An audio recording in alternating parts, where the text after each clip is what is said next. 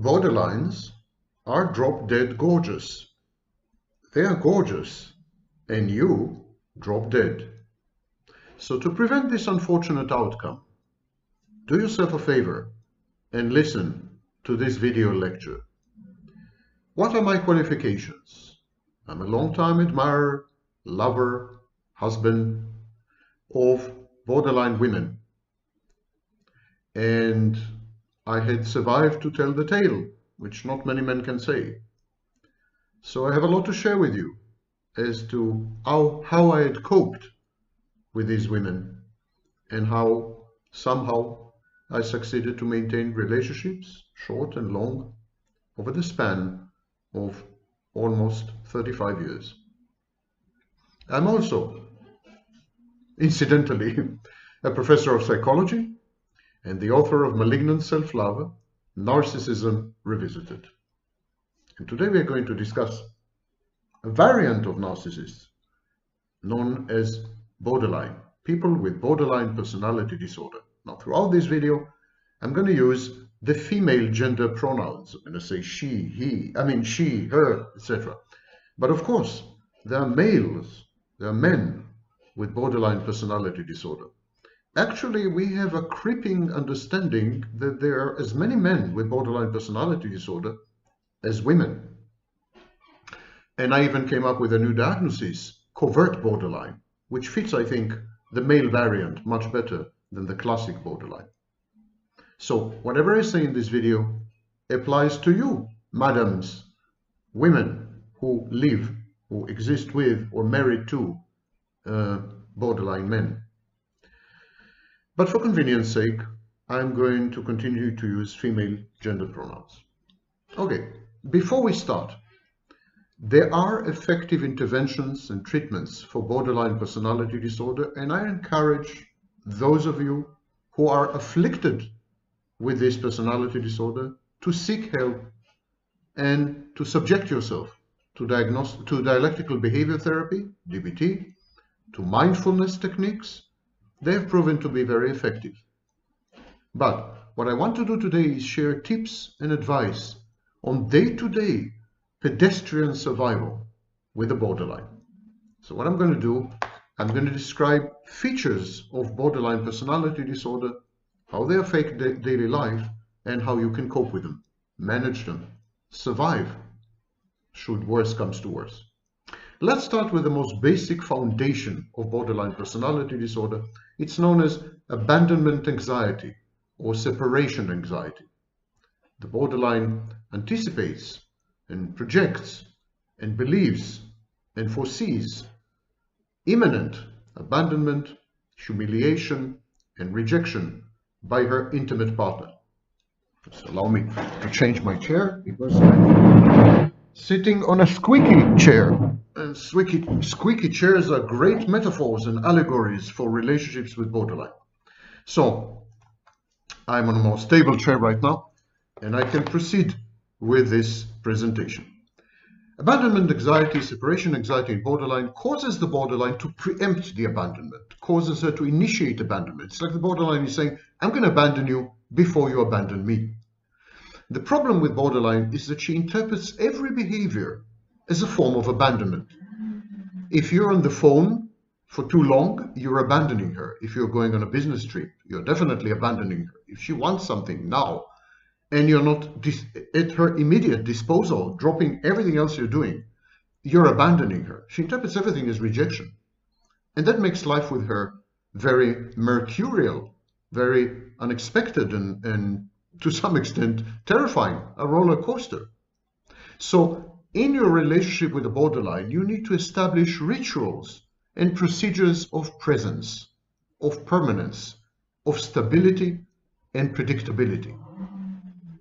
All activities that can be misinterpreted by the borderline as forms of abandonment and rejection, you should aim and strive to do these things in her presence or together with her.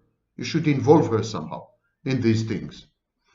When you are away, you should call multiple times a day. You should tell her that you're thinking about her. You should tell her that, she's constantly with you. in mind and spirit, if not in flesh and blood. So you should, when you're with a borderline, you should establish a circumference, an ambience of presence, constancy, permanence, stability, and predictability. You should engulf her. You should engulf her and encompass her, but not overbearingly, not domineeringly, not by way of possessing her or controlling her or micro-controlling her, because that's the paradox at the heart of borderline.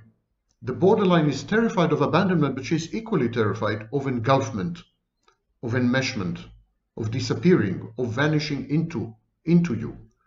So if you are too much in her life, if you're too intrusive, if you are too much of an invader, if you try to micromanage everything she does and says, everyone she meets, she will resent you for it, and she will react by acting out. It's a very, very delicate balance, a very thin line, a thin wire between broadcasting to the borderline that you are there for her, that you will never abandon her, that you're not going to fade away, that it's okay to be away because that doesn't mean you're not coming back.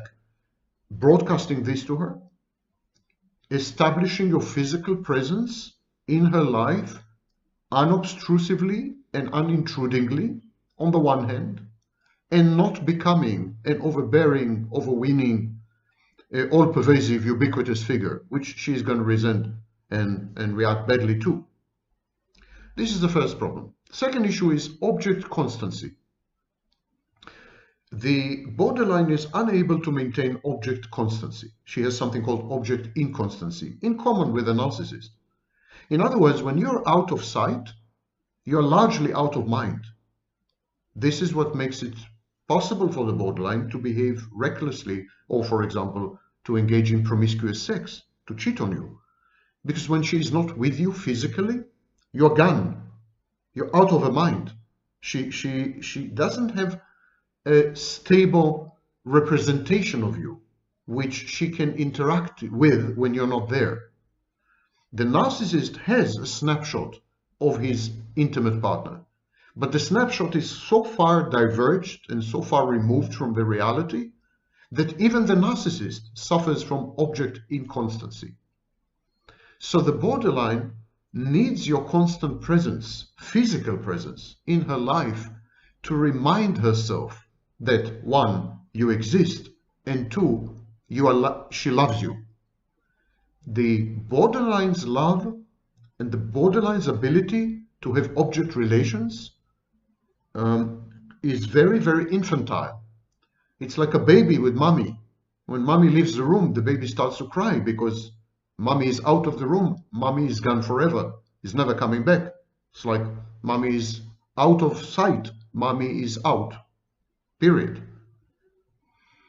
Now, of course, object inconstancy leads to severe mental health ramifications and implications. It is one of the core elements, the core pillars of what we call identity disturbance. The borderline is unable to maintain a stable core of identity. She is a kaleidoscope. She is shape-shifting. She doesn't have a central pivot, an axis around which she revolves.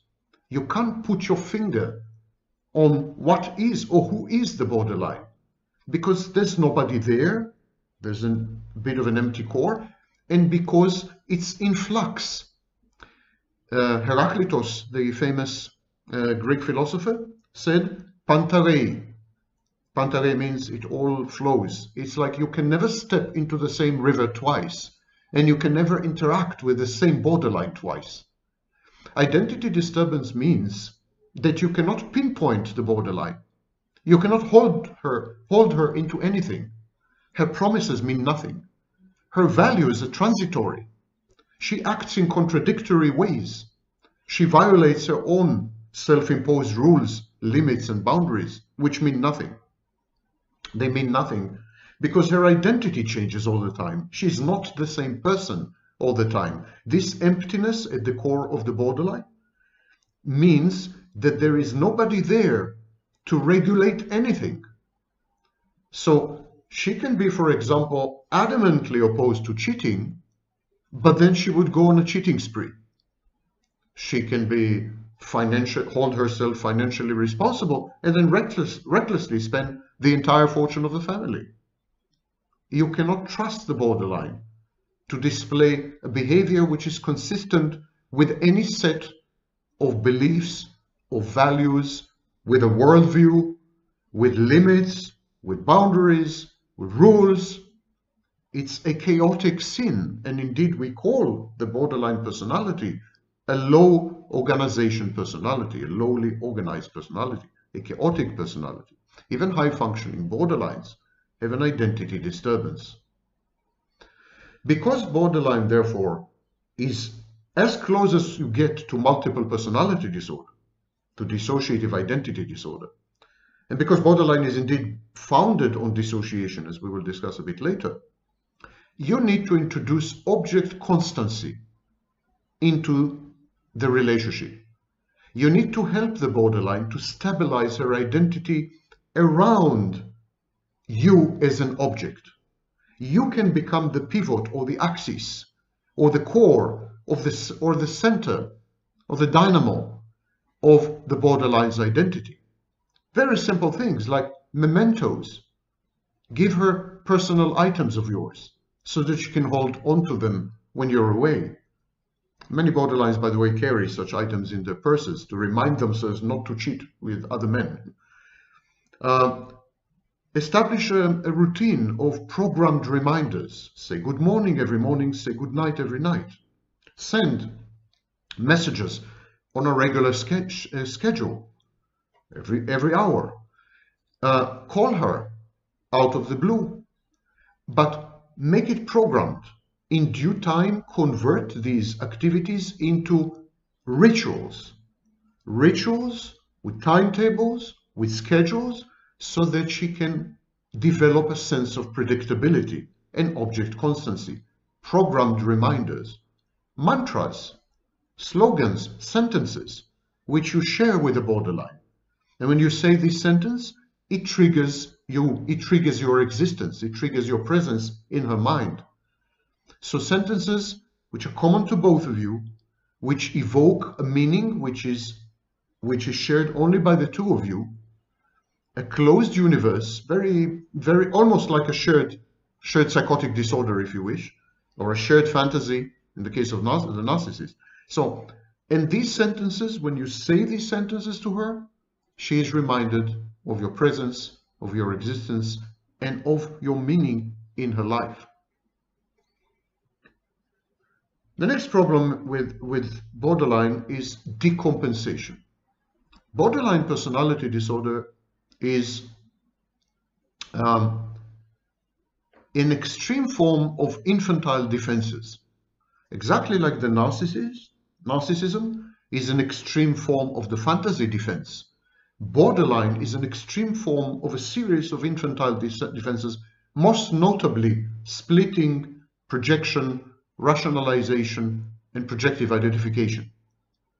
So the borderline is surrounded. She has a wall, she has a firewall, she has a fortification, a fortress of ever-active defense mechanisms. And the aim of these defense mechanisms is to falsify reality, to reframe reality, to recast reality in a way that will be egosyntonic, in a way that the borderline can live with, can survive. If the borderline were to face herself as she is, if she were to face the truth, she would not survive.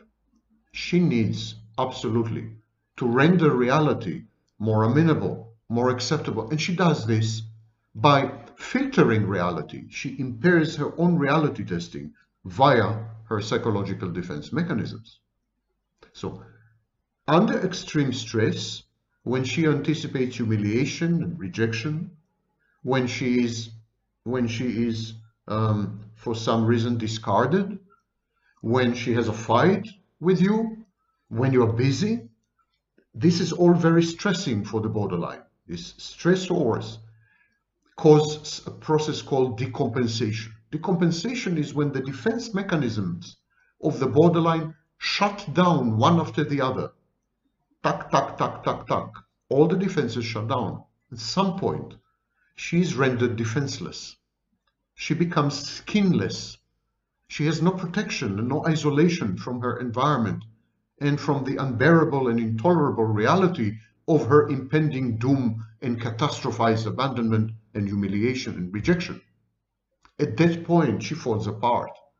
She even may develop psychotic micro-episodes. In other words, very brief psychosis, can last a few minutes to a few hours. And so you need to counter the borderline's propensity for decompensation. You need to counter it by using techniques that are usually used in tackling anxiety and panic attacks. Decompensation feels very much like a panic attack. And we had developed over the decades very, very powerful techniques to cope with anxiety disorders, anxiety attacks, and panic attacks. And these techniques include breathing exercises, including controlled breathing, breathing into bags, breathing with counting, and so on. I encourage you to go online and read about breathing exercises for anxiety and panic. They include journaling, encouraging the borderline to note down, to journal, to write down all her cognitive processes when she is anxious or when she is panicking. In other words, when she is decompensating or when she's panicking, she should just write down what goes through her mind. And then at the end of the day, she reads these sentences aloud to herself. So when she's in panic, when she's anxious, when she's about to decompensate, she notes down what's going on through her mind and she reads it aloud to herself at the end of the day. This feedback is very calming. It's anxiolytic. These are examples of techniques we use in treating anxiety and panic, and they should be very effective with decompensation. Help your borderline to adopt these techniques on a daily basis. It might stall off, prevent, or postpone eventual decompensation. When the borderline decompensates, she ends up acting out. Acting out is dysregulated, uncontrolled, self-harming, reckless behavior. And it is brought on by the self-states of the borderline. One of the main self-states of the borderline is a secondary psychopath. When the borderline is under attack, when she's stressed, when she's about to be, or she expects to be humiliated and abandoned and rejected, she brings forth one of her self-states, which is essentially a psychopath. And that's a protector self-state. It protects her from pain. It is defiant, it's contumacious, it's angry, it's reckless, it's aggressive, and it gets the job done, the job of protecting her. The borderline has several self-states, and they are separated by dissociative walls. Now, the dissociation, forgetting, the dissociation is not always total, it's permeable. And this dissociation helps the borderline to compartmentalize. So when the borderline, for example, acts out, when she misbehaves, for example, she cheats on you, she is likely to attribute, if she remembers the cheating, because many times she will not, especially if she's drunk or drugged. But if she does remember the cheating, she will attribute it to her other self. She will feel contrite, ashamed, she will regret what she had done, but she would still defend herself by attributing it to another self-state. Her impulsivity and recklessness are compartmentalized. She would not feel fully responsible for what she had done because it wasn't her. It was some other self-state that took over her. So she's likely to say, I don't know what came over me. I've never done this before. It's not me. It's not like me. I surprised myself. I shocked myself, etc., etc. You need to help the borderline to not act out, because acting out is seriously dangerous. Cheating is the most benign option. She can do really, really crazy things. She can wreck your car. She can steal your money. Acting out is simply being out of control. And because a psychopath, secondary psychopathic state, takes over, the acting out is largely antisocial and psychopathic. It's like you suddenly find yourself married to a psychopath or in love with a psychopath. So you need to help her. The first thing you should do is decatastrophize. One of the main processes in decompensation and acting out is catastrophizing. The borderline anticipates unfavorable outcomes and consequences. She foresees humiliation, abandonment, and rejection. So she catastrophizes. And she's reacting not to reality. She is reacting to her catastrophizing imagination.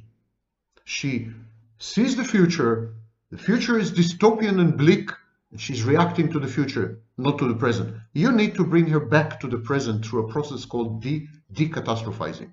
You need to bring her back to the present. You need to ground her. You can ground her physically by hugging her.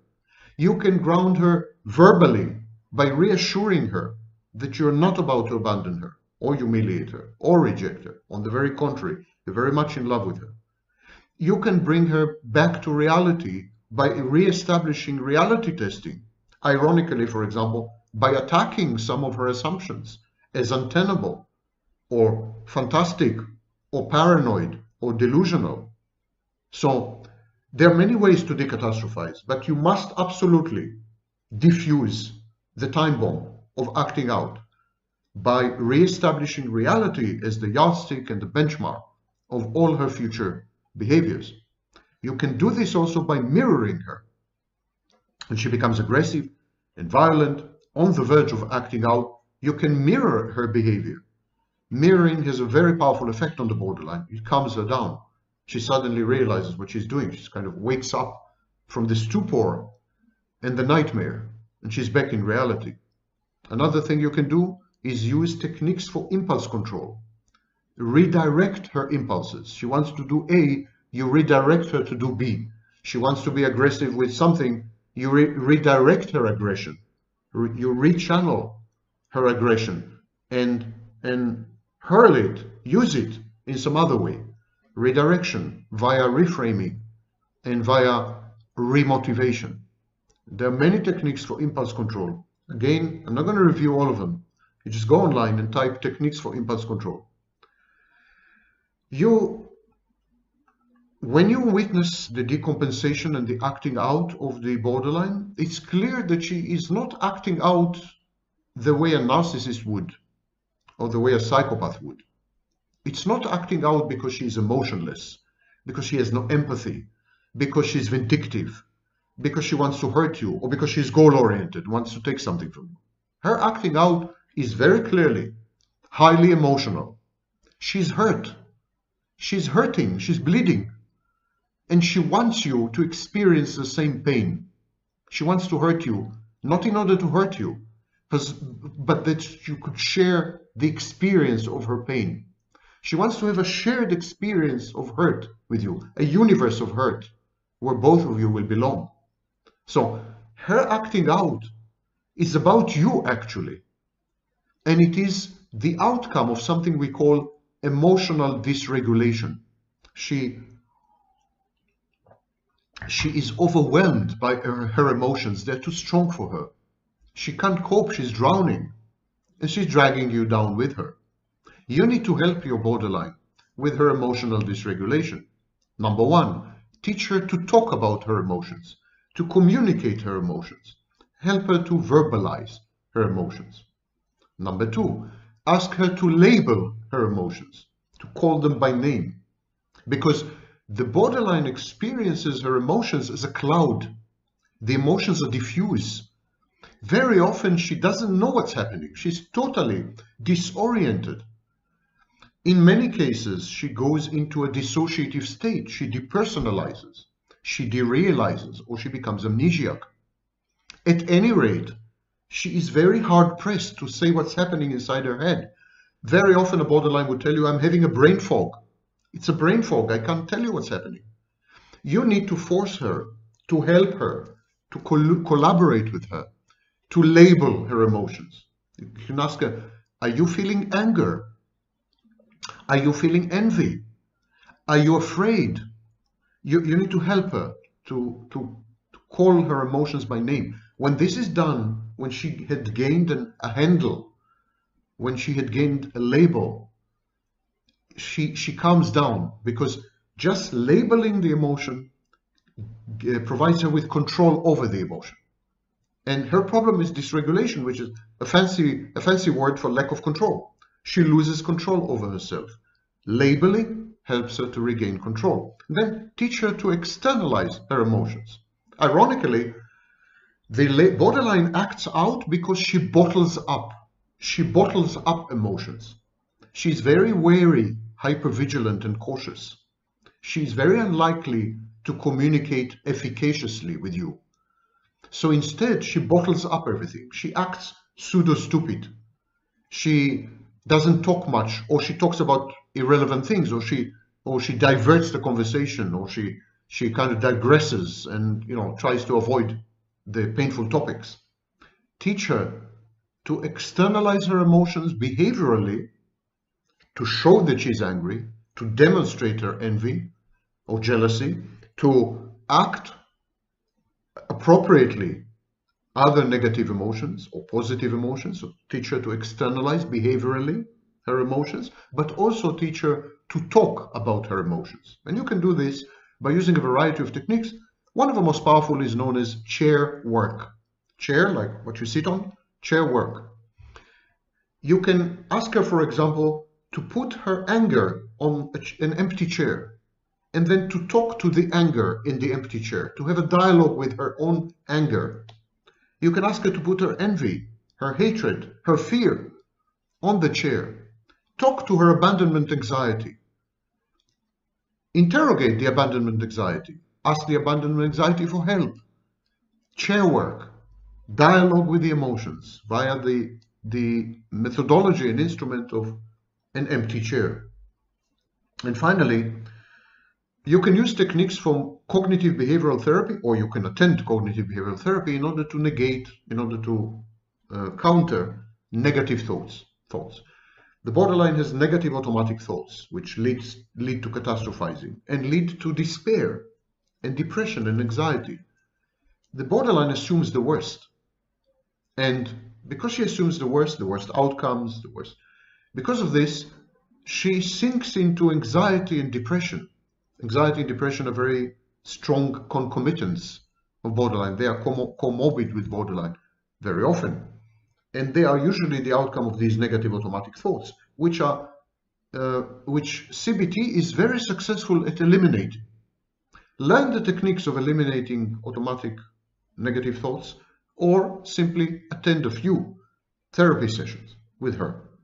Having learned to control her negative thoughts, having learned to label her emotions, having dialogued with her anxieties and fears, having verbalized what's happening inside her, having externalized her emotions via behavior, the risk of acting out, the risk of emotional dysregulation, and the risk of decompensation, these risks are much reduced using these techniques.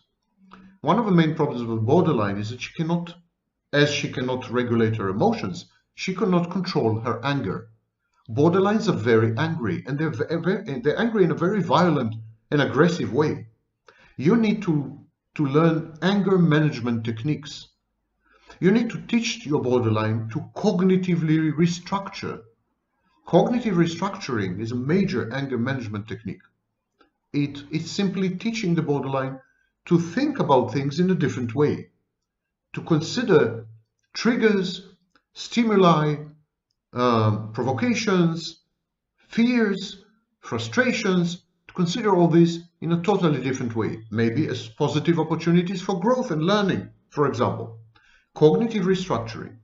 Establish communication protocols, very rigid and strict communication protocols. If she wants to say something, she has to say it according to the protocol. No personal attacks. No attacks on the other. Like if you want to say something, for example, if you want to say, what you're doing is hurting me, don't blame, don't accuse, don't say, the way you're misbehaving is really bad. Instead say, I'm in pain. Talk about yourself. Don't talk about her. Describe your own reactions, your own internal state, rather than attacking her. That's an example of a communication protocol. Establish communication protocol and adhere to them religiously. Communication protocols are very powerful tools which prevent a lot of misunderstanding and pain down the road.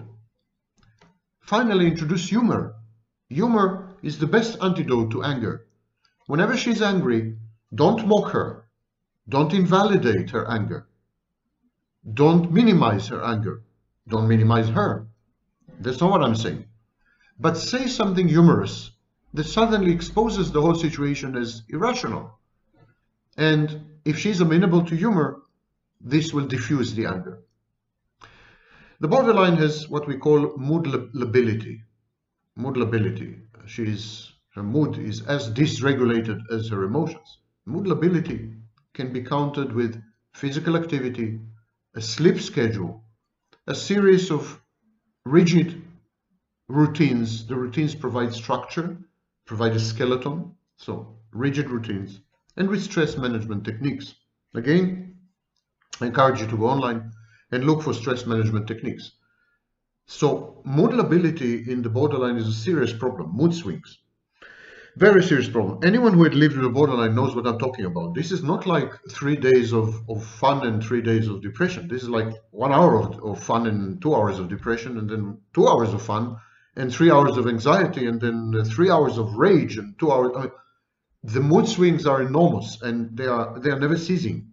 And so if you want to survive with a borderline, you need to regulate this.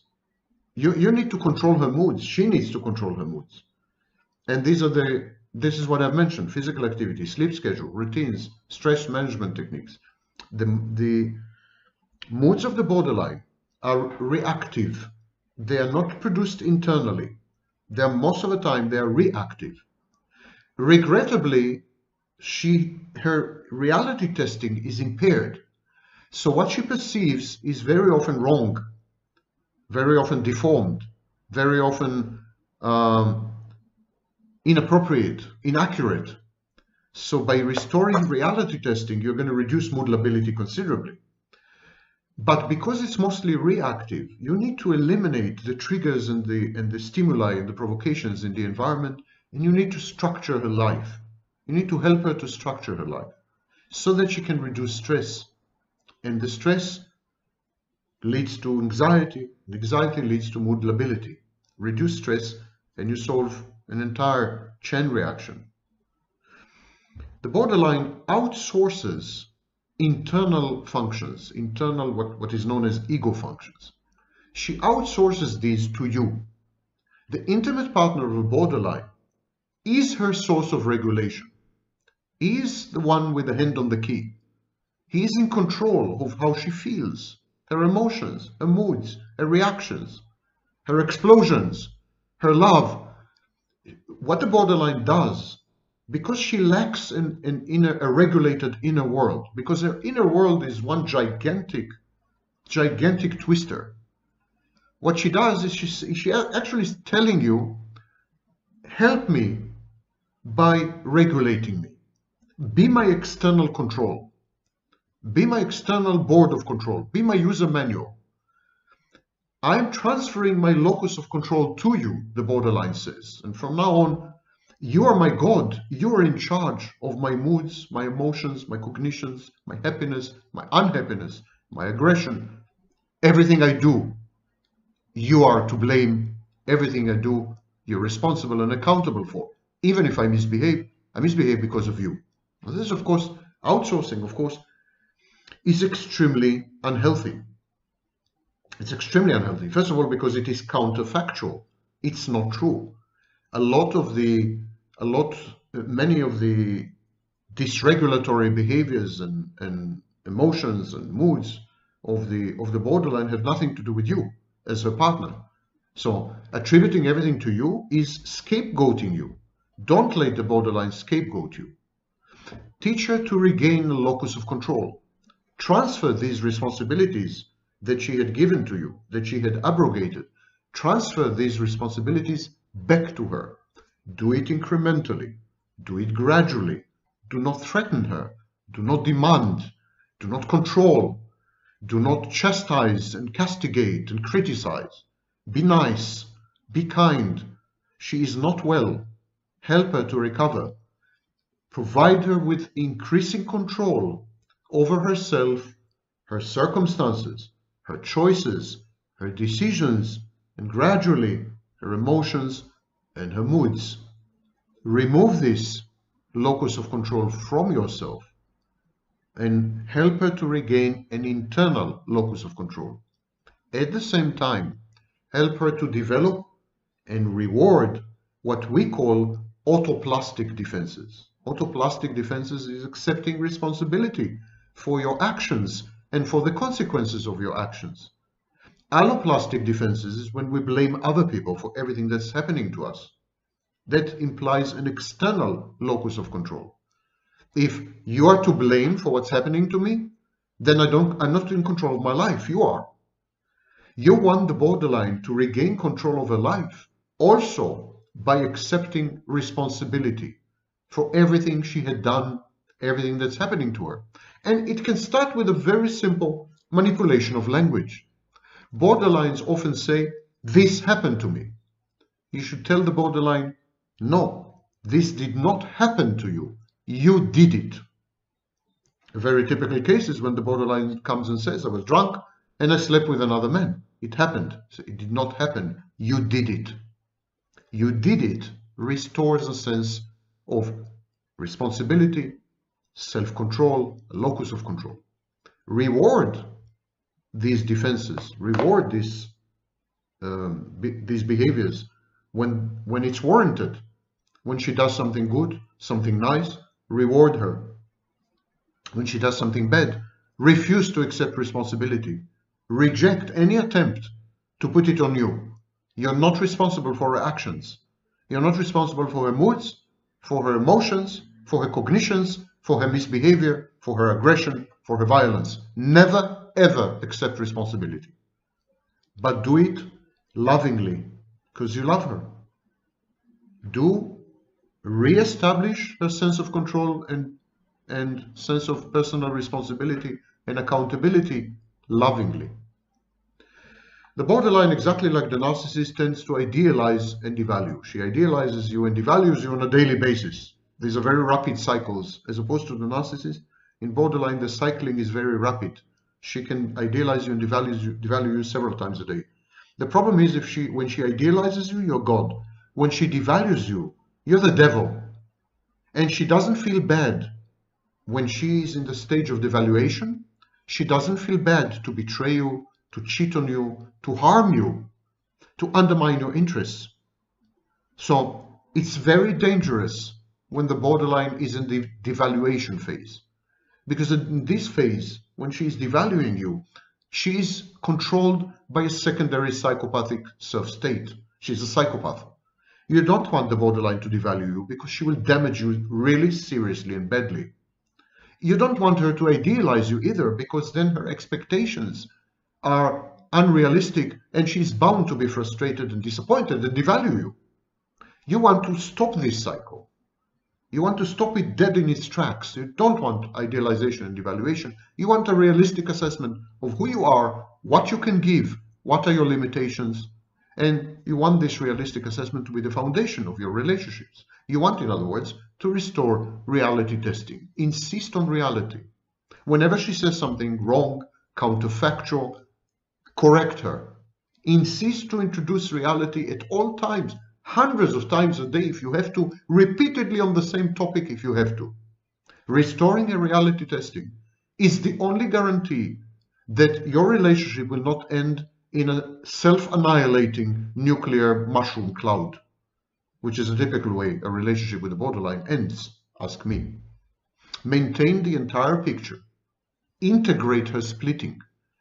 When she says that someone is all bad, remind her that this very person has good aspects, good traits, and had behaved nicely with her, was kind to her.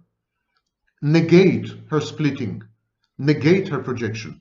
Act against her defenses. Do not let her idealize and devalue you or anyone else. Integrate splitting. Maintain the entire picture. Serve as a reminder. Serve as a database. Serve as a repository of the totality of experience. If she tries to divide experience into black and white, We call it dichotomous thinking, black and white fallacy. If she tries to divide people and life into black and white, reminds her that life is actually gray, and that people are always in between, partly bad, partly good. Help her, because she's stuck at a very infantile stage. She regresses to an infantile stage where mommy is all good or all bad, you are all good and all bad, etc. Help her to integrate.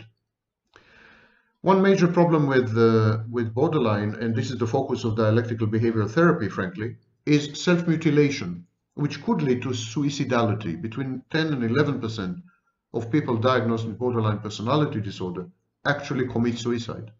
It's an enormous rate. So the borderline self-mutilates. She can self-mutilate classically by cutting herself or burning herself with cigarettes. This is dermatological self-mutilation. On the skin, it's visible. But there are many other ways to self-mutilate. For example, she can sexually self-trash. She can self-trash sexually. She can do horrible sexual things. Anything from, I don't know, gangbang to sleeping with disgusting men that she finds revolting. I mean, she just to trash herself.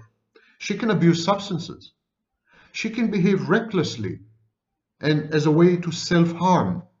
You know, if you drive recklessly, you may end up in an accident. So there are numerous ways for the borderline to self-mutilate, self-harm. The ultimate is suicide.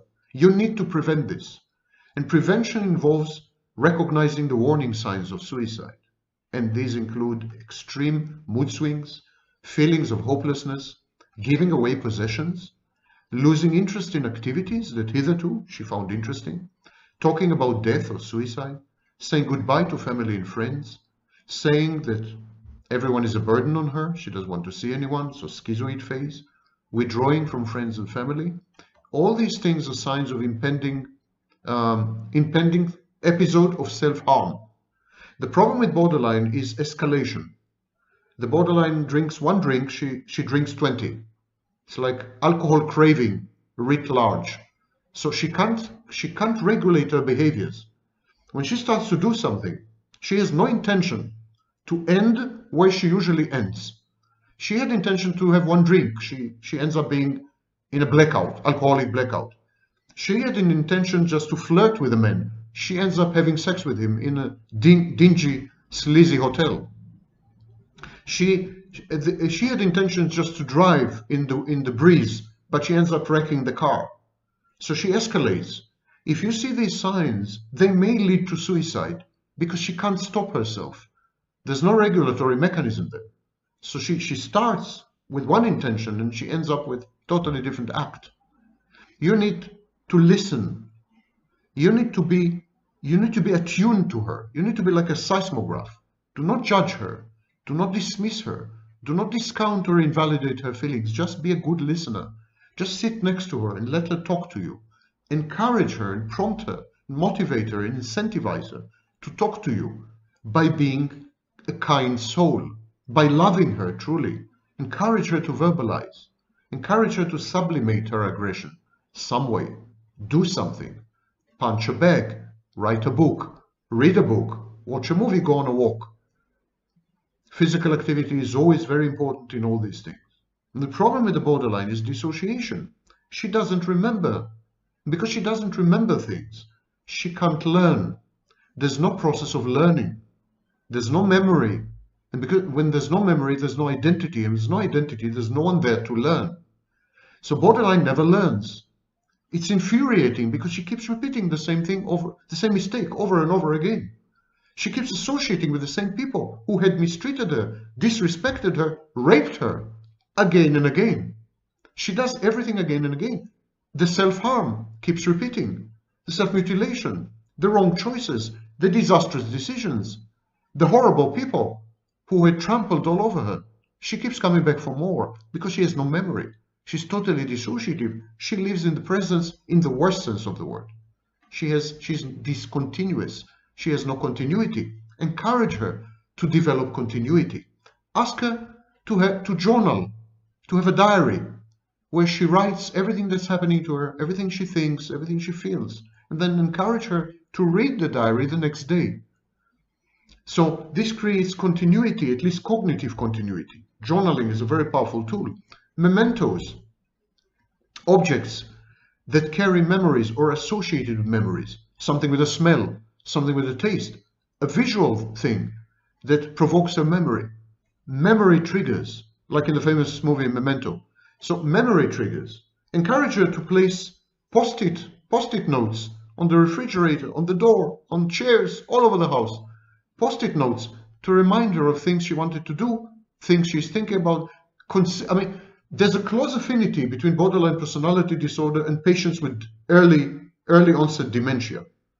It's very reminiscent of some phases of Alzheimer's. You need to re-establish continuity via memory.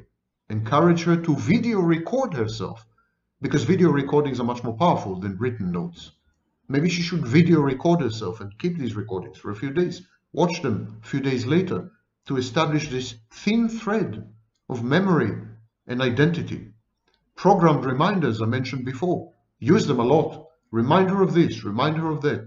Ground her in reality by force of love and kindness. Drag her down. She's floating. She's like an air balloon, you know, a helium balloon. Drag her down. Ground her, moor her in a good way. Tie her to your wrist. Keep her with you. She's worth it. She's worth it because most borderlines are beautiful, intelligent, heartbreakingly tender women. She's worth the investment and the effort if you're up to it. And finally, borderlines have transient paranoid ideation, and they're very likely to make you the enemy, the persecutory object. If you insist on introducing the borderline to reality, if you try to regulate her emotions and her moods, you're bound to clash with her. There's bound to be conflict. As these conflicts accumulate, she's going to begin to regard you as the enemy. We call it persecutory object. She's going to begin to develop transient paranoid ideation about you, paranoia. She's going to begin to suspect you of malevolence and bad intentions. She's going to be wary of you. She's going to be suspicious of you. She's going to interrogate you. She's going to spy on you. This is common in borderline. You don't need to worry. You just need to take it in stride. It will pass. That's why we call it transient paranoid ideation. It passes. Insist on reality testing when she's paranoid. Journaling. Question her. Doubt her. Counter her paranoia with your own paranoia. Mirror her. Use a secret code or an exit strategy and agree on it when she is not paranoid. And when she is paranoid, use this secret code or exit strategy or safe word for her to freeze and suspend her paranoia. So when you say the word, she freezes. She doesn't continue with her paranoid ideation until it passes. You need to counter all these things. You need to fight. Being with a borderline is a prolonged fight on multiple fronts, every possible front, actually. Now, some intimate partners, some men, because I'm using the example of a woman with borderline, some men find it worthwhile because the borderlines have gifts to give, which very few women do. The typical borderline maintains her childlike pureness and goodness. A typical borderline, when she loves you, you would never ever experience a love like that in your life. It is total love. She is immersed in you. It's not like the codependent. Codependent depends on you. So in the codependent, there's a strong transactional element. The borderline loves you essentially unconditionally, like I would say a mother does. But she loves you as a woman, not as a mother. A borderline is typically a woman's woman because she's very, flirtatious, seductive, and so if you're into this kind of woman, I mean, she's a woman's woman. There's a lot, it's a treasure. Typical borderline woman is a treasure. But the price is very high and constant. And you need to be on your toes. You need to walk on eggshells all the time. Most men would say the price is not worth the price. I'm one of the few who probably will think in the future that the price is well worth the price. I have paid a very big personal price for my exclusive choice of borderline women. But whatever price I had received made all the prices I've paid well worth it. Not your cup of tea. Go away. Don't even start. Because you may get captivated and trapped. Avoid contact with borderline women. They are very, very alluring and addictive. If it's not your cup of tea, walk away. If you can't do all these things that I just mentioned on a regular, daily basis, hourly basis, I mean, just walk away. It's a full-time job. It's a full-time maintenance job. If you can, and you're up to it, a treasure awaits you at the end of the rainbow. Go for it, Dorothy.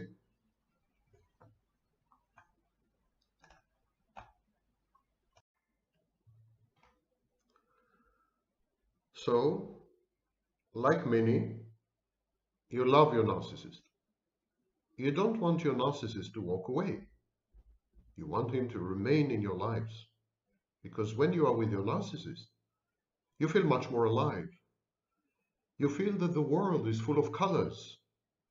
When he is away, when he is absent, when he had abandoned you, the world becomes black and white, dull, boring, predictable.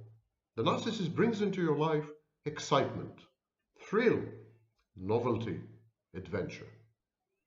It's very difficult without the narcissist. The narcissist actually reflects an idealized view of you.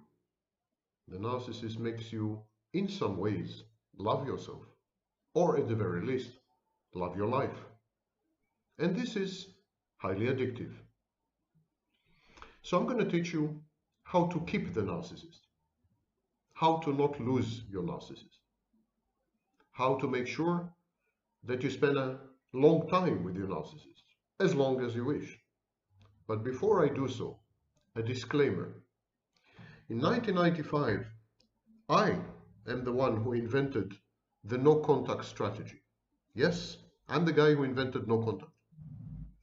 And for well over 10 years, until 2004, I paid a very dear price for this coping strategy because the entire profession, psychologists, psychotherapists, marriage counselors, everyone was attacking me. And they attacked me because they said that the no contact strategy is cruel, is unnecessary, is wrong. Today, no contact is the standard advice. It's the mainstream coping strategy. Today you go to a therapist, a counselor, anyone, and they tell you, well, if you can, cut your losses, walk away, dissolve the dyad, break the relationship, break up. And to this very day, this is by far the best advice. It's much better than grey rock and any other color of rock. It's much better than mirroring, which is a technique that I also invented. It's much better than any known method to manipulate the narcissist or to cope with him. Just walk away. And it doesn't matter if the narcissist in your life is your son or your daughter or your husband or even your parent, your mother, your father. Staying in touch with the narcissist is a process of osmotic poisoning. The narcissist is like a toxic frog. It is aesthetically enticing, but if you touch his skin, he poisons you, incrementally, gradually, imperceptibly, until you shrivel and you die, like a plant without water. Why would you wish upon yourself such a fate is beyond me. But there are some people, women mostly, whose emotional needs are such that the narcissist caters best to their internal processes. They get from the narcissist what they cannot get from any other type of person. Maybe they have a need to be mothers, and the narcissist caters to their maternal instincts because he is an eternal adolescent, he's a child. Narcissist is a case of arrested development. Maybe they're afraid, these women are afraid of intimacy. They have a dysfunctional attachment style. This sits well with the narcissist. His attachment style is anywhere between non-existent and dysfunctional. Maybe they Maybe they're a bit psychopathic or antisocial, and they like novelty and excitement and thrill and the lack of impulse control. The narcissist gives you all that in ample measure. So some people have been conditioned by years of dysfunctional, wrong upbringing to be with narcissists. There is even a subspecies of covert narcissist, the inverted narcissist, who thrives only when her intimate partner is a narcissist. She basks in the narcissist's reflected glory. She derives the narcissistic supply from her primary narcissist supply. She is like the moon to the narcissist's sun. Her light is reflected. So you can't generalize and say that no one should ever be with a narcissist under any circumstances. There are small groups of people, women mostly, who find the narcissist the only solution, and a diet with a narcissist the only viable arrangement. So for these women, to these women and for these women, I want to give a few tips, insider tips if you wish, leaves from the narcissist user manual, how to keep him, how to make him happy, how to make him stay. And so the first thing is that having said that, my advice is leave now, leave before the effects of abuse, including complex post-traumatic stress disorder, before these effects become entrenched, and leave him before your children begin to pay the price as well. That's my advice. But if you insist on staying, always against the best interests of yourself and your nearest and dearest, here's a survival manual. Let's start with the 5 don't do. There's 5 don't do's. If you do certain things, you incur the wrath of the narcissist. You provoke his rage. You provoke his abuse, and his abuse could be up to lethal. You don't want the narcissist to be your enemy. You don't want him to consider you a persecutory object. You don't want to feel that you are deliberately frustrating him. So here's 5 things you should never do. Number 1, never disagree with the narcissist. Never contradict the narcissist. Never criticize the narcissist. Never, if you can, speak if you're not spoken to. Background noise. Just be there. Nod your head. Adulate. Admire. Reflect back. Remind the narcissist of his grandiose moments, his accomplishments, his claim to fame, his 9 minutes of glory. That's your job. You're an external memory. You're an external memory.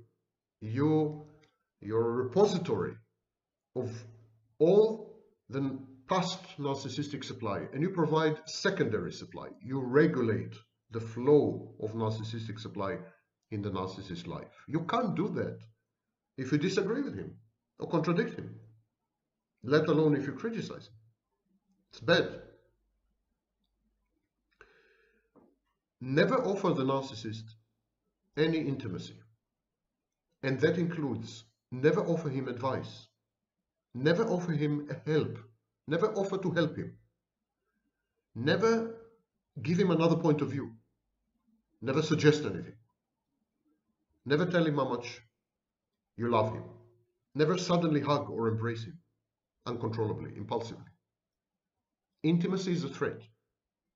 If you offer the narcissist advice or help, it means that you're superior to him in some way. You know something he doesn't know. If you have another point of view, that means he did not consider all points of view. He is godlike. He sees everything. He knows everything. There's nothing you can contribute to him. There's nothing you know, there's nothing you see that he hadn't already long ago considered. And if you try to imply that there is, then you are challenging his grandiosity. You're undermining his self-perception and self-image. You are destabilizing the inner precarious equilibrium that it took him decades to establish. It's bad news. You're bad news. You're becoming bad news. Intimacy does the same, because when you offer intimacy, what you're saying is, I know you. Intimacy is founded on knowing the other person. You can't have intimacy with a total stranger.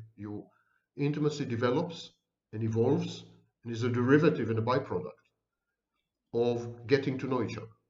But the narcissist, like God, is unknowable. Who are you to know him? You don't have the necessary intelligence. You don't have the necessary skills. He's above. He's above you. He's so much above you. It's like an ant trying to understand a human being. The gap between you is so enormous. You're a chimpanzee, he's human. I mean, there's no way you can really know him. You can guess, but you can never know. Moreover, intimacy is something everyone does. Everyone does intimacy. Everyone and his dog does intimacy. So if you're offering him intimacy, if you're offering the narcissist intimacy, you're actually telling the narcissist you're like everyone else. You're average, you're common. There's no bigger insult. Narcissists react with rage to two things: ignoring them and implying directly or indirectly that they're not special. And intimacy does exactly this.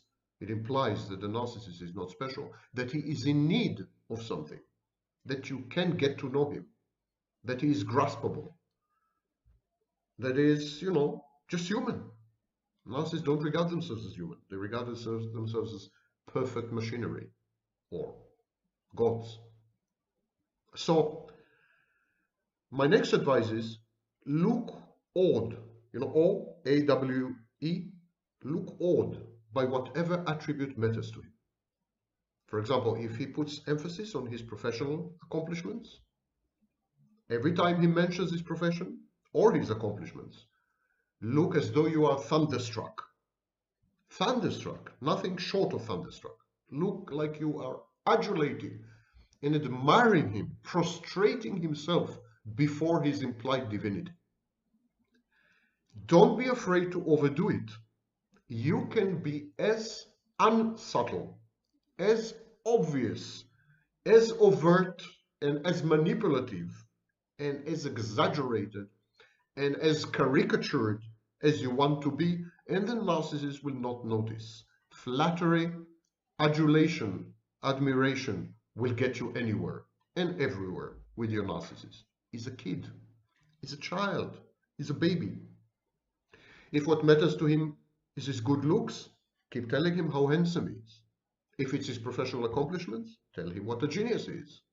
If it's his success with women, tell him he's irresistible. Support his delusions, enhance them, amplify them, agree with them, get yourself incorporated in them. Show him the effect that his magnanimous benevolence has on you, that his divine deity-like attributes have on you. I mean, show him how you're transformed by his mere presence. Worship him. Worship him. Next advice. Never ever remind the narcissist of reality or of life out there. Because reality impinges on the narcissist's sense of grandiosity. Reality hurts. Reality is injurious. Reality keeps reminding the narcissist, you're so small. You're not as smart as you think. You're fallible. You're fallible. You make mistakes. So don't remind the narcissist how fallible he is. Don't remind him of reality. He hates reality. He wants to divorce reality. Narcissist withdraws from reality. He has an impaired reality testing, and he constructs a fantastic bubble. And he lives within this fantastic bubble. He inhabits it. He resides in it. And this is his sense of grandiosity depends crucially on not being in touch with reality or on confirmation bias, filtering out countervailing information, injurious data, and external mortification when people humiliate him or insult him or challenge him, criticize him or disagree with him. He filters all this out. It's like it had never happened. Don't remind him of it. The last don't do is do not make any comment which might directly impinge on his self-image, on his omnipotence, on his judgment, good judgment, on his omniscience, on his skills, his capabilities, his professional record, or even on his omnipresence. He knows everything. He is everywhere. He is all powerful. He is the most perfect, most brilliant, most handsome, most everything. Go along with that. Conform, confirm, accept, uphold, buttress, amplify, add. Bad sentences start with the words, I think you may have overlooked, or maybe you made a mistake here, or I don't know if you know, but, or you were not here yesterday, so, or you can't do that, or you shouldn't do that. All these things are rude, injurious, challenging, hurtful, frustrating, and above all, malevolent. You become a persecutory object. You're out to get him. You're out to ruin him. You're plus, it makes you look stupid. I mean, you're an idiot if you can't grasp his magnificence. If you can't grasp the narcissist's perfection and brilliance, his genius, his irresistibility, something's wrong with you. Maybe he made a mistake. Maybe you're not the right partner. Narcissists react very badly to restriction placed on their freedom and to challenges to their grandiosity. Generally speaking, don't start sentences with the first pronoun. Don't start sentences with the word I, my, mine. You don't exist as an autonomous entity. You have no personal autonomy. You're not independent. You're an extension. You are not separate from the narcissist. You have merged and fused with him. You are a construct within his mind. You're an internal object.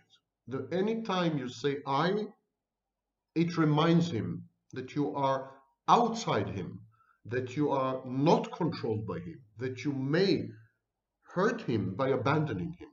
Narcissists have object inconstancy. They fear abandonment and separation because they're babies. Babies fear abandonment and separation, out of sight, out of mind. Never mention the fact that you are separate, independent entity. Narcissists regard other people as extensions, and their internalization processes were screwed up. They don't differentiate properly between themselves and the world. The narcissists in this sense are nothing short of psychotic. They confuse internal objects and external objects, and you're internal. I hope you get the gist of it. This is what not to do, to not do. Now, what about what to do? How to make your narcissist dependent on you? How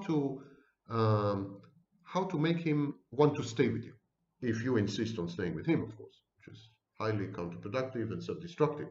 But it's your choice. I respect your choice. I recognize your personal autonomy. Maybe I'm not a narcissist, who knows? So, how to make him want you? How to make him never leave you?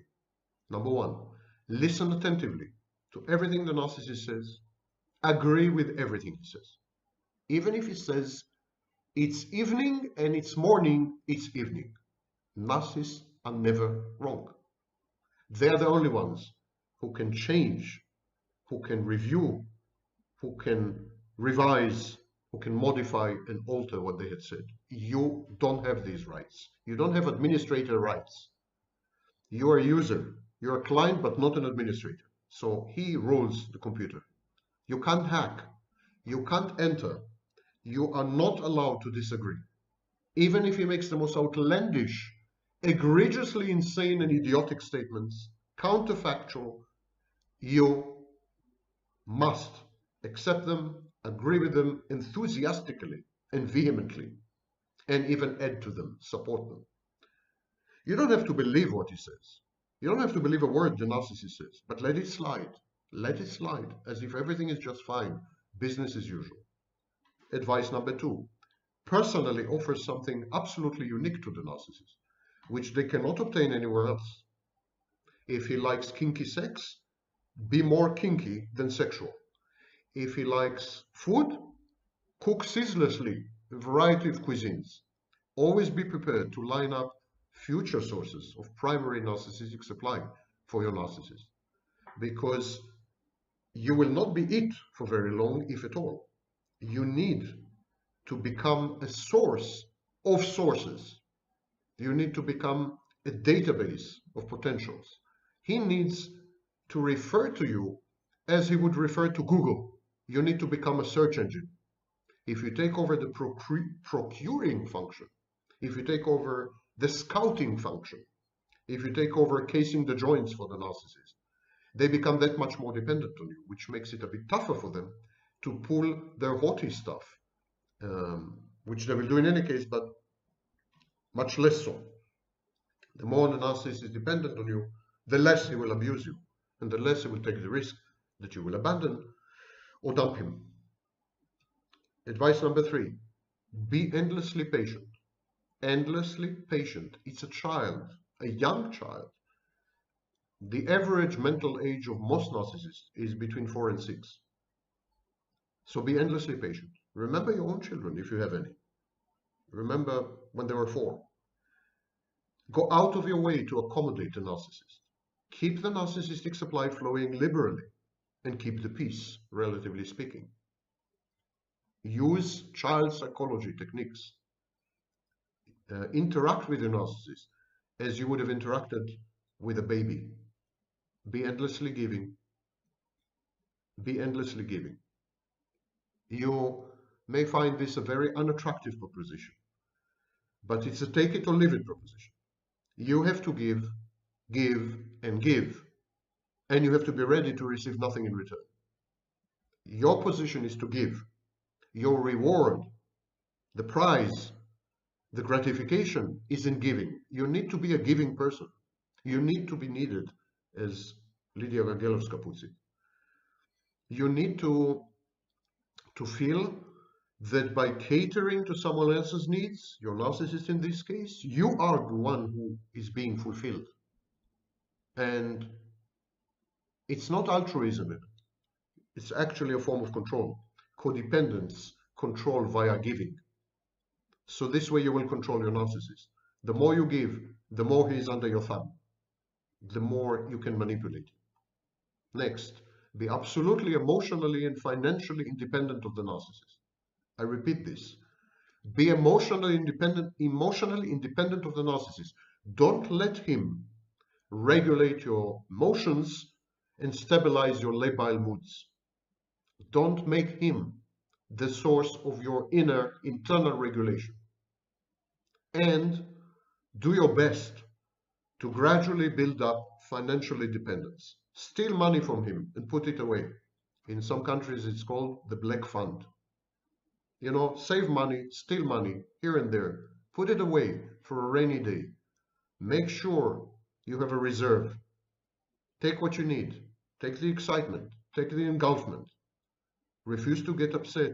Refuse to get hurt when the narcissist does or says something dumb, rude, or insensitive, and he will. He will. He will because he recognizes no boundaries and he does not recognize you as a separate entity. He's talking to himself. He's talking to your representation in his mind, something that I call snapshot. You're an internal object. He can't, by definition, hurt you or slight you or humiliate you or insult you.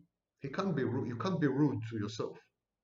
And yelling back sometimes works well. This is part of my mirroring technique. But you should reserve this to special occasions if you don't want to erode the efficaciousness of this technique. The more you use it, the more it's like inflation with money, you know. The more money you print, the less valuable the money. The more you yell back, the less it has effect. Use it on special occasions when you fear that your narcissist may be on the verge of leaving you. Silent treatment is a better ordinary response, but it must be carried out without any emotional content. You must be detached, you must be cold, you must be impervious, you must be apathetic and indifferent. You must appear to be bored with him. And I'll talk to you later when I'm good and ready, and when you are behaving in a more reasonable fashion, and just walk away. Use manipulative techniques. The only way to survive in a relationship with a narcissist is to counter his manipulations with yours, leverage his manipulations against him.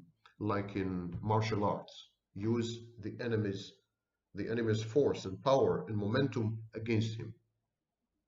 If your narcissist is cerebral and is not interested in sex, what should you do now?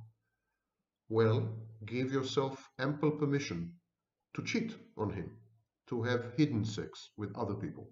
Be discreet, don't be injurious, don't be ostentatious, but you need sex. Do not deny your needs if you feel like having sex. He doesn't give it to you, you have a full moral right to look for it elsewhere. Your cerebral narcissist will not be indifferent to infidelity. So discretion and secrecy is of paramount importance. But there's a difference between discretion and secrecy and deception. Usually cerebral narcissists and their spouses or intimate partners or mates, they settle into something called don't ask, don't tell. Don't rub it in his face, but don't deceive. There's no need to deceive. He doesn't care. He will never even ask you anything. You go out, you come in, who cares? He doesn't care who you're with. On the contrary, by the way, he's relieved. This chore is someone else's problem, some other man's problem. And if your narcissist is somatic and you don't mind, join in endlessly interesting group sex encounters. Make sure to choose properly for your narcissist because they are indiscriminate. They don't care about sexually transmitted diseases and so on. Better to control the situation. I know you find this particular advice very off-putting and even shocking. What? I will participate in threesomes? I will swing with my narcissist? Or I will agree to kinky sex, humiliation, sadistic sex? No way. Well, if you don't, he will go ahead anyhow. But he will go ahead anyhow without your control, without your knowledge. He will bring home diseases. He will do horrible things. He will give all your money to someone. You must control him as a child. And the only way to control the narcissist is to co-opt him, to cooperate with him, to collaborate with him, to become a part of his world. If he's into group sex, so should you. If he's into threesomes, you should be one of the three. And if he needs sexual partners outside the marriage, outside the diet, outside then, procure. Bring him your friends. Bring him some other people. You must control the situation. They're heedless. They're very undiscriminating in respect of sexual partners. And that can get very problematic. Not only sexual STDs, but for example, blackmail. If you're a fixer, then focus on fixing not the narcissist, but fixing situations, preferably before they become situations. Do not attempt to fix your narcissist for two reasons. He's not fixable. And the second reason, he's going to resent it really badly. It's going to create a lot of friction and a lot of conflict. And then he's going to dump you because he would perceive this as a challenge to his grandiosity, constant challenge to his grandiosity. So let it go, let it slide, ignore it. Focus on objectives, on goals, on situations. Fix what needs fixing. Ignore your narcissist. Don't for one moment delude yourself that you can fix a narcissist. It simply will not happen. Not because they're being stubborn. They just simply can't be fixed. End of story. Not every problem has a solution. Narcissism is one problem that has no solution, not even called therapy. My new treatment modality, called therapy, doesn't cure narcissism. It eliminates the need for grandiosity and it destroys the false self. That's it. If there is any fixing that can be done, it is to help your narcissist become aware of their condition. That you can do gradually, gently, subtly, patiently, lovingly, compassionately, without challenging, not head-on, not in a confrontational manner, and not in a narcissistic manner. Don't be grandiose. But you can gradually make him become aware of his condition. It's very important. Don't go into negative implications, into accusations in the process. Don't. Make it positive psychology, not negative psychology. It is like living with a physically handicapped person and being able to discuss calmly, unemotionally, what the limitations and benefits of the handicap are, of the disability, and how the two of you can work with these factors, with his disability, rather than trying to change his disability. If someone is quadriplegic, the only thing you can change is the wheelchair. Change the wheelchair. Finally, and most importantly of all, you should know yourself. You focus too much on him. All victims focus too much on the abuser. They refuse to see themselves and their contribution to what had happened, what is happening. They deny, sometimes ferociously, sometimes malevolently, their own narcissism and their own unsavory behaviors. You must know yourself. It's a source, a fount of power. What are you getting out of the relationship? Are you actually a masochist, maybe? Codependent, perhaps? Why is this relationship attractive to you? Why is it interesting? Define for yourself what good and beneficial things you believe you are receiving in this relationship. Define the things that you find harmful, bad for you. Develop strategies to minimize this harm, this hurt, this pain, the evil aspects. Don't expect that you will cognitively be able to reason with the narcissist to change who they are. You can't negotiate with them. You can't agree with them. They break promises and contracts because they have no constancy. You don't honor a contract with someone who phases in and out of existence. I mean, you're out of sight, you're out of mind, you don't exist. You're back, you exist. How do you maintain continuity when you're in a permanent state of inconstancy and dissociation? It's hopeless. Don't make agreements with the narcissist. Contracts, compacts, promises, decisions. It's ridiculous. What are you negotiating with? The 4-year-old? You may have some limited success in getting your narcissist to tone down on the really abrasive and harmful behaviors. The behaviors that affect you, which emanate from the unchangeable, the immutable, what the narcissist is, his essence. So we can modify behavior. You can modify behavior to some extent. Don't expect too much. This can only be accomplished in a very trusting, frank, and open relationship. And I want to suggest to you a few resolutions, personal resolutions, New Year resolutions, if you wish. Resolutions are notoriously fragile and ephemeral, but victims of abuse cannot afford this cavalier attitude. Your mental and too often physical health, they depend on strictly observing the following promises to yourself. Number 1, I will treat myself with dignity. I will demand respect from others. I will not allow anyone to disrespect me. Number 2, I will set clear boundaries and I will make known to other people what I regard as permissible and acceptable behavior and what is off limits and out of bounds. Number 3, I will not tolerate abuse. I will not tolerate aggression in any shape, form, or disguise. I will seek to terminate such misconduct instantly and unequivocally. If I can't, I'll walk away. Number 4, I will be assertive and unambiguous about my needs, wishes, and expectations from other people. I will not be arrogant, but I will be confident. I will be assertive. I will not be self-effacing. I will not be meek. I will not be selfish. I will not be grandiose. I will not be narcissistic. I will not be haughty. But I will love myself. I will care for myself. I come first in the best sense of the word.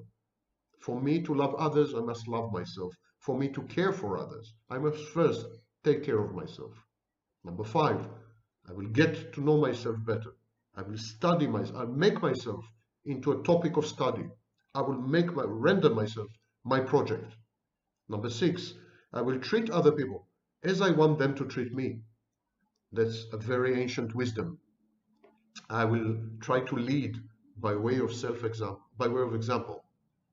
Number 7, if I am habitually disrespected, regularly abused, or if my boundaries are constantly ignored and breached, I will go no contact. I will break up. I will terminate the relationship with the abuser forthwith. Zero tolerance. Zero tolerance. First strike and you're out, and no second chance would be my maxims for self-preservation. I wish you luck with your narcissist.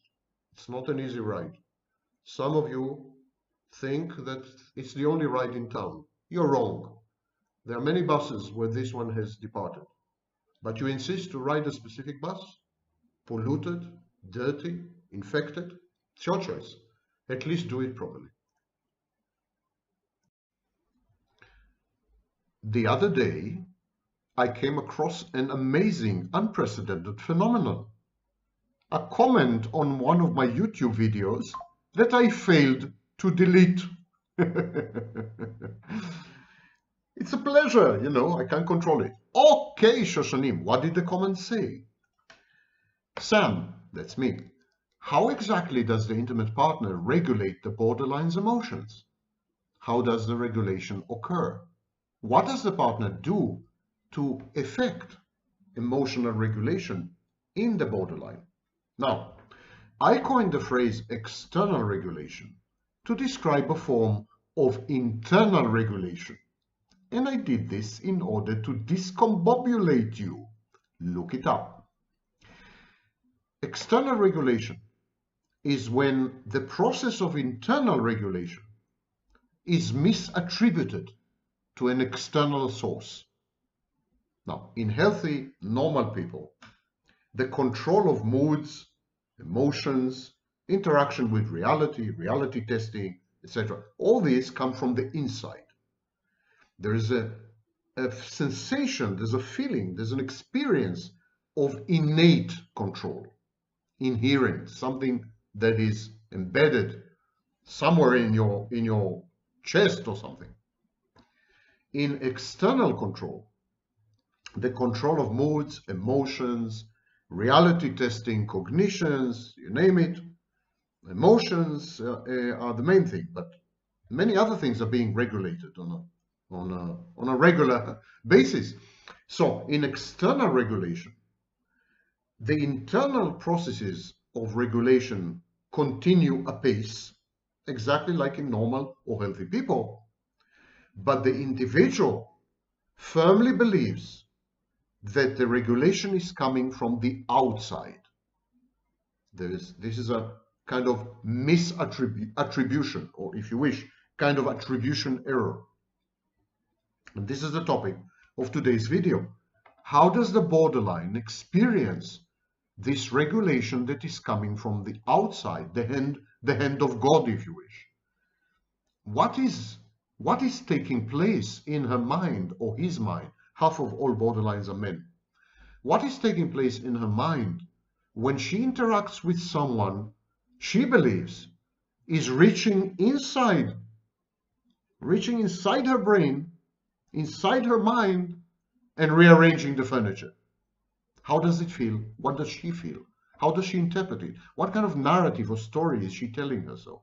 That's the topic of today's video, and who better qualified to discuss it than moi, Sam Vaknin, author of Malignant Self-Love, Narcissism Revisited, the first book ever on narcissistic abuse, and a professor of clinical psychology in multiple universities lately. Okay, let's delve right in. We all have a regulatory system. Regulatory systems are a group, a set of interacting mechanisms that act in order to maintain equilibrium, homeostasis, any other stable state. So regulation within or mediated via the regulatory system is about stability. The main purpose of regulation is to maintain stability. Even financial regulation, for example, the Fed, national banks, even financial regulation is about maintaining stability. Now, human beings regulate many things all the time, physiologically, but also psychologically and mentally. Processes that happen in the brain. They regulate, people, for example, regulate consciousness. There are many activities taking place within your mind that are aimed at managing or changing the state and contents of consciousness. Avoiding pain, seeking pleasure, seeking thrills, risks and variety, etc., etc. Self-destructive activities. self-harming, chemical intoxication, self-mutilation, substance abuse. They are also forms of efforts, attempts to regulate states of consciousness.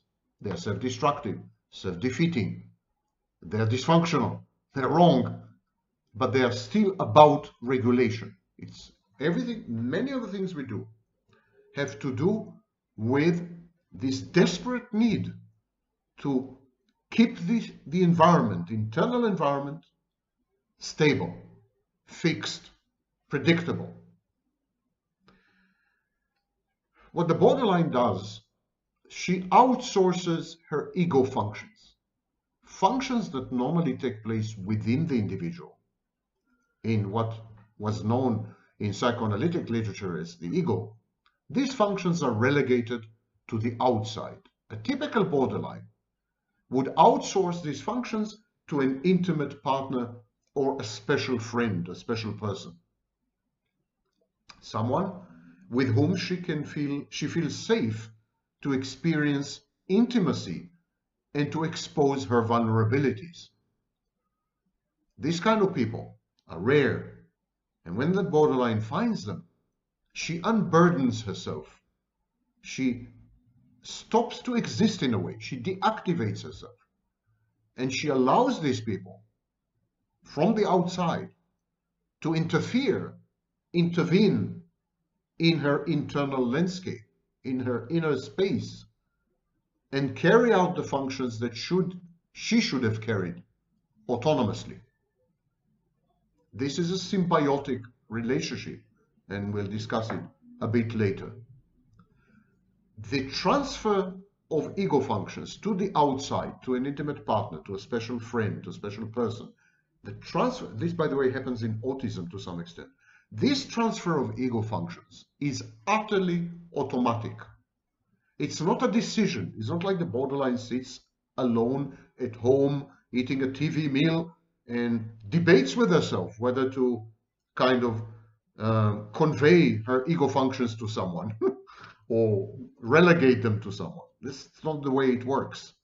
When she comes across someone who fulfills the criteria, and I refer you to my video about managing the borderline enchantress, when she finds someone who meets the criteria, she automatically dislodges her ego functions, transfers them to that person, and becomes a passive recipient, receptacle, a container, or of the other person's decisions, activities, choices, personality, predilections, and so on. She becomes a blank canvas upon which the other person can paint himself or herself. She's 100% responsive to cues and stimuli from the outside. It's a very interesting transformation to behold. And it involves the following: the regulation of emotions and moods. The other person, the special friend, the special person, the intimate partner, the other person is granted absolute power to alter the moods and to control the emotions, to evoke them, to silence them, to trigger them, to deactivate them. Total control over the operating system of the borderline. With a single word, this specific individual can plunge the borderline into complete depression and despair, or into narcissistic elation of indescribable proportions. Power is infinite, unlimited, exorbitant, if you wish. The same effect on the borderline's moods applies to her emotions. That person from the outside, the external regulator, can trigger and provoke and elicit any emotion, negative or positive, love or hatred, fear or a sense of safety, anything, envy, compassion. It is as if the borderline's mind has been transmitted remotely into someone else to do with as he or she pleases. And gradually, with time, protocols emerge, keywords, um, triggers, buttons to be pushed. The two parties settle into a kind of ritual where one of them has all the power and the other one controls that person from the bottom via her helplessness and neediness and clinging. It's very reminiscent of codependent dynamics. The borderline signals her needs. For example, now she needs to be elated, or now she wants to experience a modicum of depression and despair, or now she wants to feel love, or now she hates or needs to hate, and then she expects the partner to respond in kind, to push the right buttons, to say the right words, to behave in specific ways. When she experiences engulfment anxiety, the partner is supposed to walk away. When she experiences abandonment anxiety, the partner is supposed to be 100% of the time present. When she loves the partner, he is supposed to act in a lovable way. When she hates the partner, he is supposed to become obnoxious. The partner is molded by the expectations of the borderline while maintaining the power to gratify, or satisfy, or realize these expectations. The self-actualization of the borderline is a derivative of the decisions and choices made by the intimate partner or the special friend within a ritualized, highly structured context. And again, watch the video about the enchantress. The link is in the description. It is a cult-like situation. It's a paracosm. It's a shared fantasy.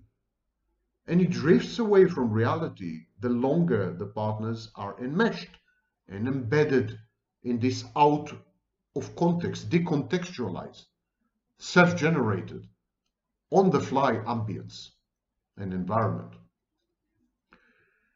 When the borderline is in this arrangement, when she has found someone she could trust to regulate her from the outside, or someone she could attribute to the regulation that actually takes place inside her. When she finds someone like that, and they have established their shared fantasy, the borderline experiences a sense of unitary completion, as if she has been a partial person, and then she has found her complement. She has found someone to complete her and to become unitary, a single unit, a single organism. It's a holistic perception. It's benign. It's not like the narcissist takeover, which is essentially hostile and exploitative. It's not like the codependence strategies, which are Machiavellian in many cases and involve control. In the case of the borderline, it's more about submission. It is through submission, kind of Islam, if you wish. It is through submission that the borderline emerges into the wholeness, into the completed perfection that is the symbiotic merger and fusion with the intimate partner or the special person. At that point, the borderline experiences something very rare for her. And again, I say her, half of all borderlines are men. The borderline experiences something very rare: balance, equilibrium, homeostasis, a secure base, a sense of safety, stability, predictability, the glimmerings of object constancy. The borderline is incapable of experiencing introject constancy. In other words, she is incapable of creating stable representations of other people in her mind. She is capable of object constancy, but she is distrustful of people. She's terrified of exposing her vulnerabilities, of being hurt, rejected, abandoned, humiliated, shamed. She's terrorized by the potential of other people to harm her somehow.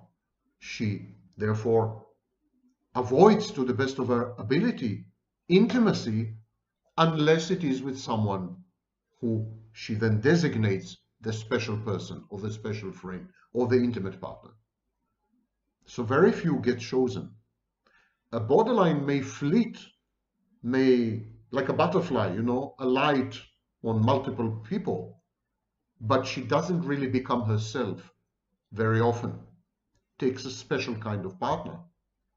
And then when she feels this internal resettling, internal settling, actually, not resettling, internal settling, internal cohesion, internal correspondence, internal resonance that is all-encompassing, all-pervasive, ubiquitous, and yet warm, accepting, embracing. It is only then that she allows herself to experience object constancy with her loved one, with her special one. And that feels utterly oceanic. It's like going back to the womb. And we will discuss in a minute the parental implications of this.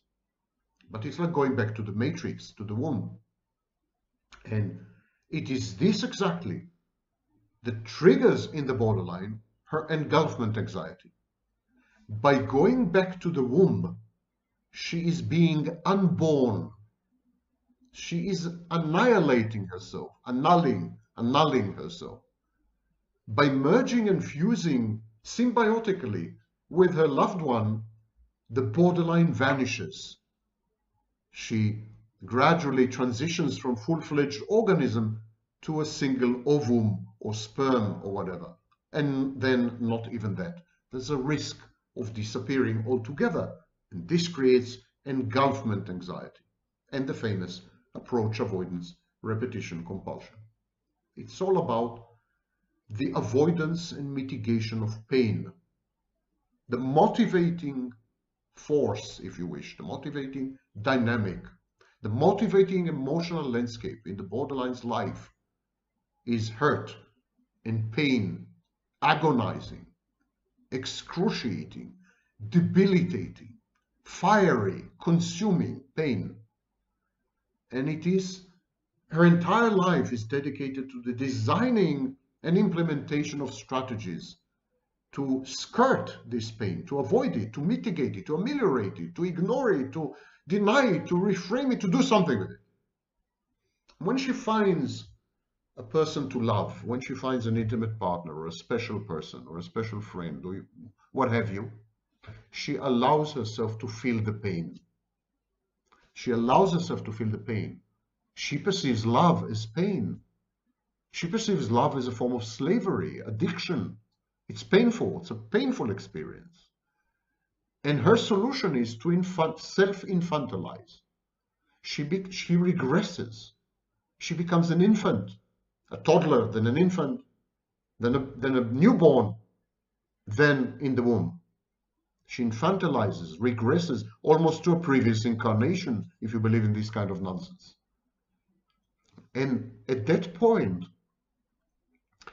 she expects the intimate partner or the special friend to assume the parental role and the parental discourse.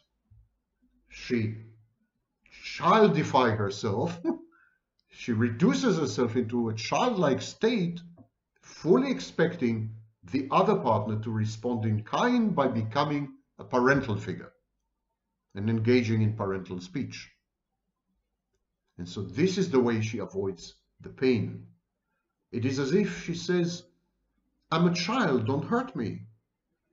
Or as if she says, I'm a child, I'm incapable of understanding the profundity and extent of adult pain. And so having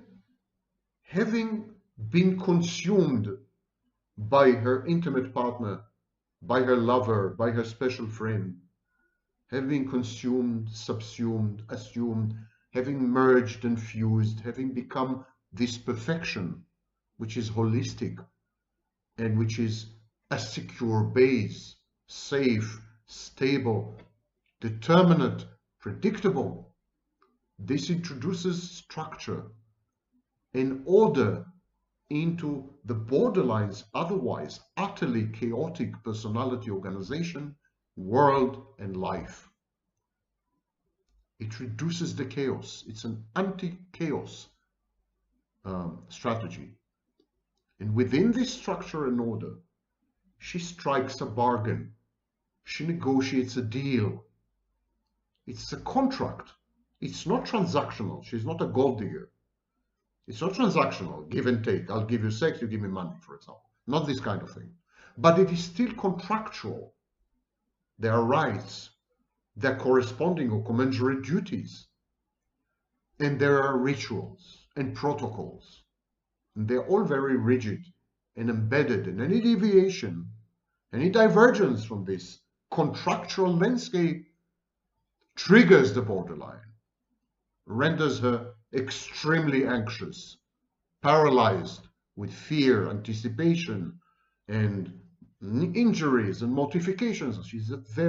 Borderline is a very, very, very fragile structure, very fragile person.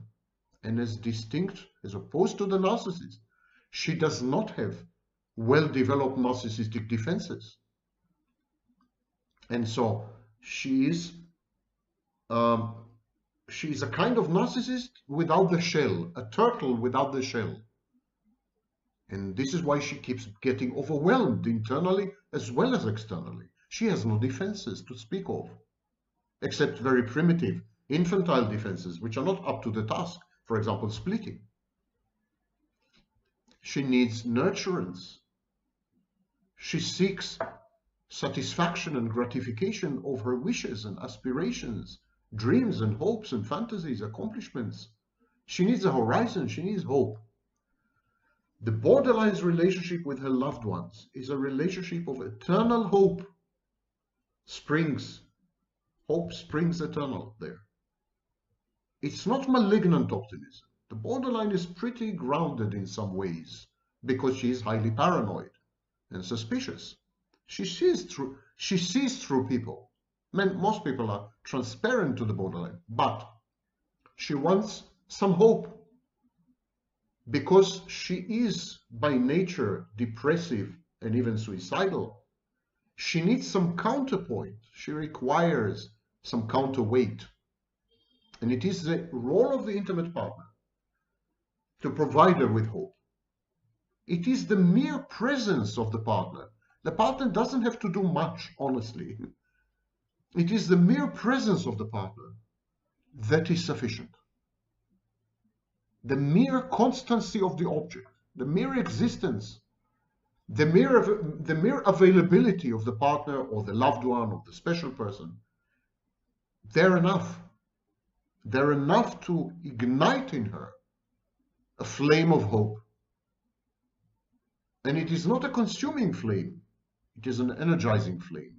It is the warmth in a cold winter day. And this is how she perceives the relationship. Like some kind of a flame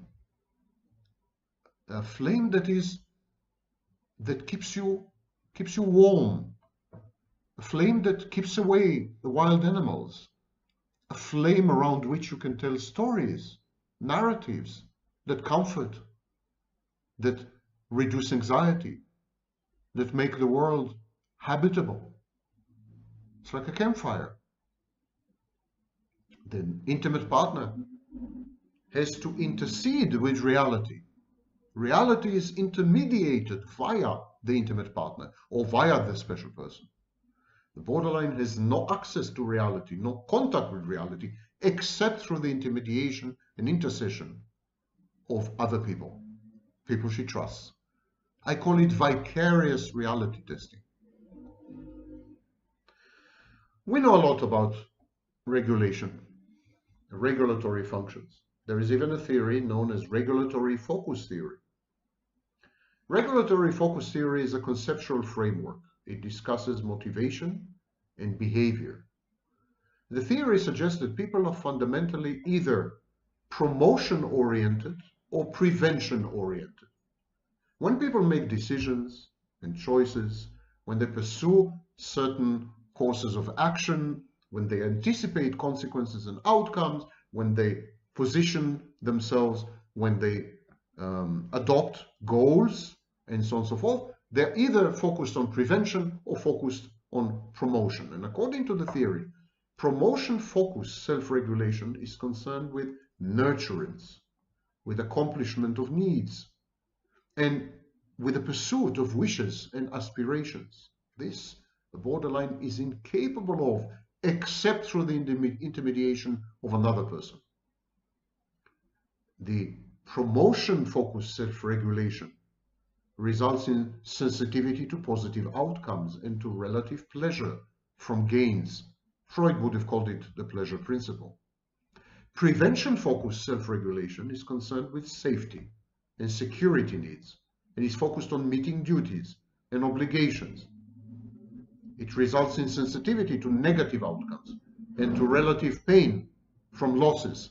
This is exactly the internal landscape of the borderline. She is prevention-focused. Her self-regulation is intended to prevent pain and other adverse consequences. And so the theory says that your disposition towards either obtaining gains or avoiding losses influences your dominant motivations and affects your behavioral choices. And this is exactly what happens with the borderline. Her propensity, her disposition towards preventative measures, avoiding pain, reducing stress, walking away from untoward, adverse, dangerous circumstances, not dangerous, but unpleasant circumstances. This attitudinal, motivational space of the borderline causes her to adopt strategies which relegate promotional self-regulation to an intimate partner or a loved one or a special friend. It's as if the borderline says, I am half a person. As I am, all alone, I'm half a person. I'm capable only of preventing. I'm capable of preventing loss and pain, but I'm incapable of making myself happy. I'm incapable of experiencing pleasure. And so I need you, my intimate partner. I need you, my special person. I need you, my loved one. I need you to bring pleasure and happiness into my life. And it is via pleasure and happiness that I regulate my internal environment, that I avoid, for example, suicidality. And this is more or less the deal between the borderline and her loved ones, her nearest, dearest, and closest. And when we apply regulatory focus theory to borderline, we understand the borderline's communication patterns, the way she organizes her life, the organizational principles that control her life, the way she performs tasks, many things. I will not go into them right now. I hope I've answered the question that this video started with. It's not easy. It's not easy to understand or accept a person who vacates herself, empties herself on purpose.